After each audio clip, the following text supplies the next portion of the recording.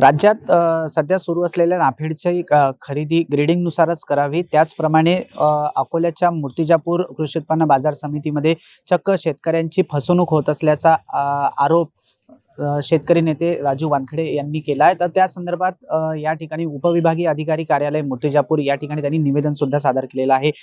शेतकऱ्यांची ज्याप्रमाणे सुरू असलेली फसवणूक त्वरित थांबवावी, अन्यथा येणाऱ्या 2 तारखेला त्यांनी आंदोलनाचा सुद्धा इशारा दिलेला आहे. माझ्यासोबत आहेत राजू वानखेडे, आपण त्यांच्यासोबत जाणून घेणार आहोत काय नेमकी त्यांनी केलेली तक्रार आहे.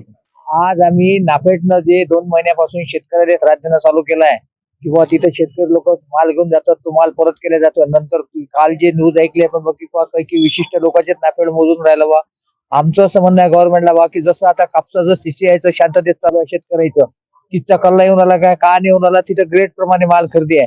चांगला माल असेल तर चांगलाच भाव आहे, थोडा वनिसा माल असेल तर त्याचा कमी भाव देऊन ते कापसाचं सेटलमेंट म्हणजे गव्हर्नमेंट जसं करलं याच धर्तीवर आता नाफेडनं या आठवड्यात जर समजा सुपर एफएक्यूच्या दर्जाच्या हिशोबाने जर सोयाबीनची खरेदी चालू केली नाही तर आम्ही येणाऱ्या 2 तारखेला मूर्तिजापूर तालुक्यातील जितके नोंदणी केलेले शेतकरी आहेत हे सर्व शेतकरी आम्ही 12 वाजता नाफेडच्या कार्यालयावर ट्रॅक्टर मध्ये सोयाबीन भरून मोर्चा काढणार आहोत. त्या दिवशी आल्यावर आम्ही एक तर तिथं सोयाबीन आमचं मोजून घेऊ, जर आमचं मोजलं तर आम्ही आमच्या ट्रॅक्टर सहित तिथं आमचं धरणे आंदोलन सोयाबीन मोजेपर्यंत नाफेड केंद्रावर चालणार आहे. काही शेतकऱ्यांची अशी तक्रार आहे पाहून खरेदी केल्या जाते. आता ते कसं आहे माहिती आहे का, शासनाच्या खरेदीत हा तर विषय आलाच आहे की बुवा जो चिरीमेरी देते, जो हे सगळं करते त्याचं तिथं काम होते. हा गरीब सर्वसामान्य शेतकरी याला न्यायच भेटत नाही.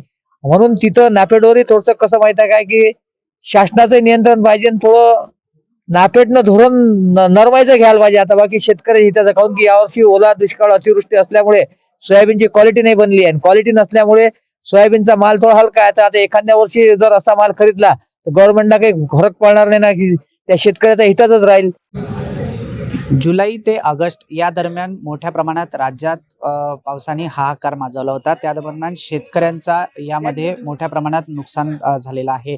मात्र असं असताना सुद्धा अद्यापपर्यंत प्रशासनाच्या वतीने कुठल्याही प्रकारची नुकसान भरपाई मिळालीच नसताना सोयाबीन खरेदीवर म्हणजेच नाफेड खरेदीवर चक्क कृषी उत्पन्न बाजार समिती मूर्तिजापूर या ठिकाणी फसवणूक होत असल्याचा आरोप सध्याच शेतकरी नेते राजू वानखेडे यांनी बोलताना व्यक्त केलेला आहे.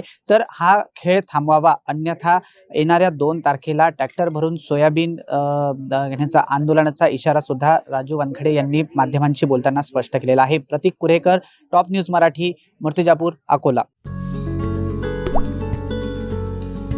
आता जोकासू STP या अत्याधुनिक जॅपनीज तंत्रज्ञानाने सुसज्ज, quick installation, energy efficient, noiseless blowers, low maintenance या आणि अशा वैशिष्ट्यांनी परिपूर्ण जोकासू STP तंत्रज्ञान प्रकल्प उभारणीपासून ते विक्री पश्चात समाधानकारक सेवा देणारी, भारताबरोबरच परदेशात देखील प्रकल्पांची यशस्वी उभारणी करणारी company Deccan water treatment private limited.